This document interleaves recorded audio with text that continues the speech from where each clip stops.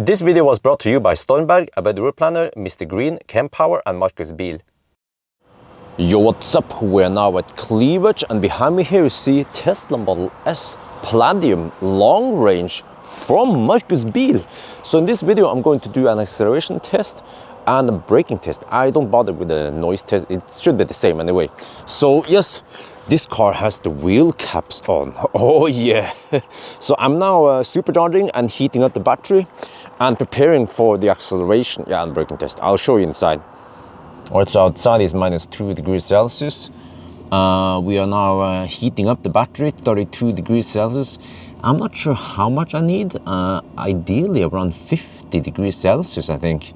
So yeah, by the time we hit 100%, we should be close to 50 degrees. And then we will get pretty good discharging rates and then good acceleration.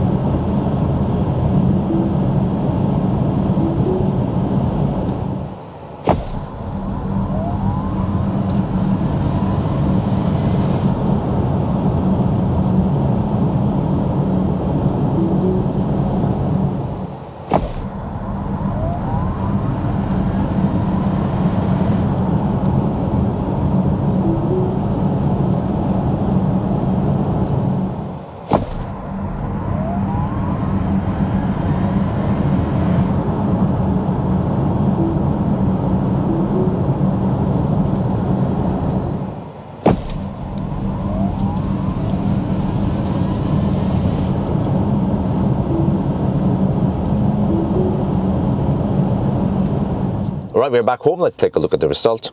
So see, it made it very well in the acceleration test. So there's a little bit double data. I'm going to explain here. So this is the one where I had over 90%, or close to 100% state of charge, and it also yielded the best result.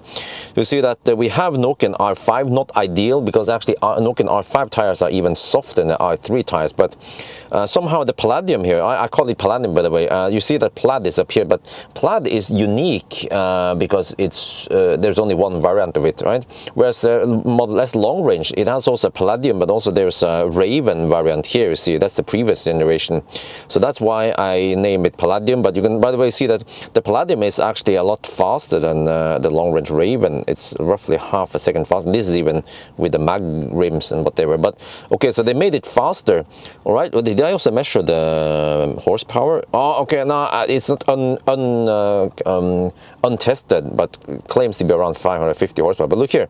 So I managed to gets 711 horsepower, and also I measured that the weight is only 220 kilograms. It's actually 100 kilograms lighter than Plaid because it has one less motor and inverter.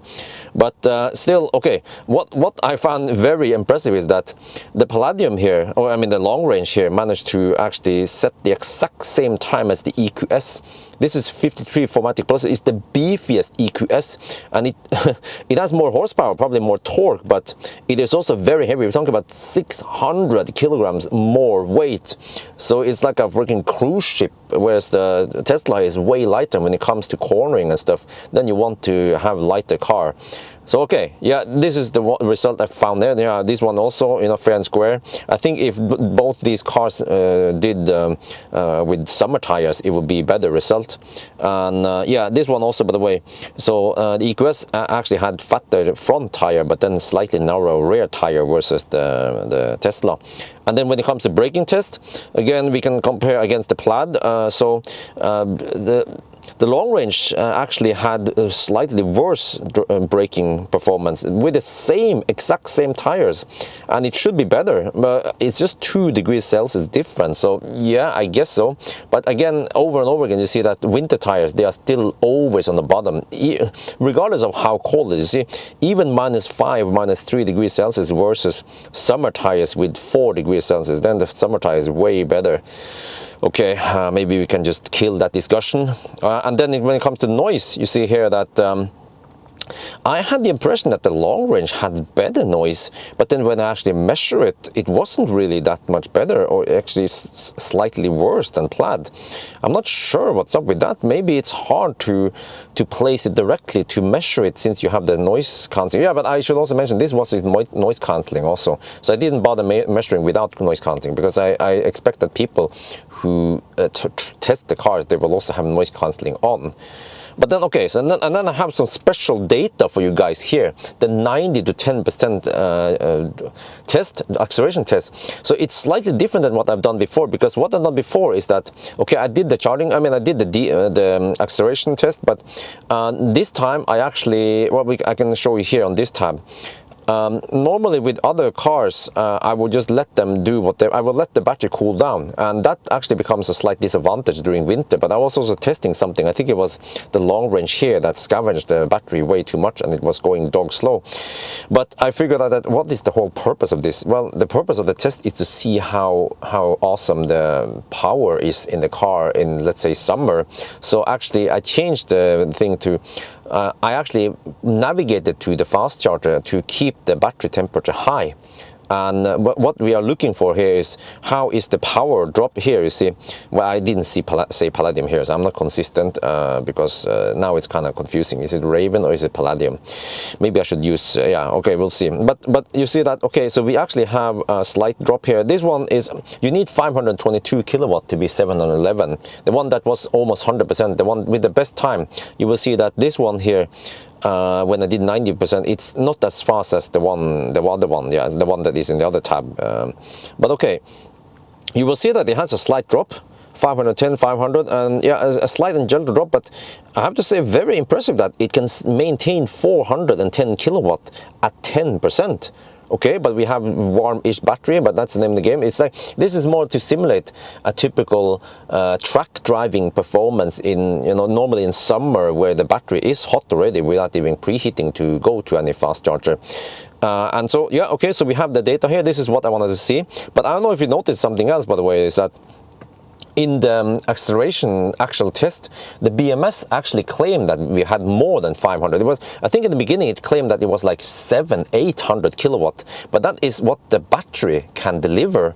And then what we actually get out of it is less. I was actually expecting nice and flat power rate until 10%, but that didn't happen. I'm not sure what's up with that. But I can show you here, by the way, is that, yeah, so the acceleration was fairly consistent, but then you can see a slight drop here at 60%, but then they also kind of maintain it actually pretty much all the way to 20%, and then at 10% there was a slight drop again. So this is still very, very good, like this kind of numbers. But okay, it's a little bit confusing because you have so many numbers here, but over here I normalize them, saying that okay, one is this one and then whatever, you know, okay, I don't know, but you understand what these numbers mean. So what we are looking for here is that we want to have as low average as possible, because it means that then it's super consistent, like the power is consistent all the way until the battery is almost out, right? And this kind of number here is very, very good, on par with Model 3 performance. The old performance, this is the 2019, you see there was a more significant drop towards the end. And then the M50 is really good. Look here, the i4, it's just flat. I can show you why, because in the M50, I have it here also. I have so much data here, but here you can see that in the M50, I measured 400 kilowatt consistent all the way until the last one when the boost was over. So, and that was even very impressive. That no, this is battery. Okay, I didn't have the battery temperature for the M50 unfortunately, because I don't have any OBD tool that can measure it. But okay, so back to this one. So when we look at the Palladium here, you see that it's on par with e-tron GT even, and this one has Taycan drivetrain. So this is what I wanted to see, like how good is the power output until the end. And it seems like it actually, this kind of 1.03 is actually better than average. Yeah, so yeah, at least now I tested it. It was interesting for me to test it. It took a lot of time, but and I also wonder if people care about these kind of tests. It's kind of, I don't know, weird test maybe. And then I don't think any YouTuber tests like this, but for me, I'm a geek and I like to see these numbers. And I was, to be honest, I was slightly disappointed, because I was expecting the Palladium here, the long range, to have like the BMW M50, i4 M50, like you know, flat power output, because my idea was that the battery had so much more to give. You know, the battery was not the bottleneck. What we've seen in other cars, in other Teslas or even other cars in the past, is that battery is usually the bottleneck, and then it goes slower and slower. But here it seems that the battery could supply more, but then I'm not sure why it was going slightly slower towards the second half. But okay, now you guys have seen it. What do you guys think, huh? In my opinion, I actually think that this long range is a pretty good deal versus the Plaid. You know, this is like the poor man's Plaid. It goes like a freaking rocket, and it's faster than the old long range, and it has more range. It has better interior, everything. So it's like a very nice upgrade.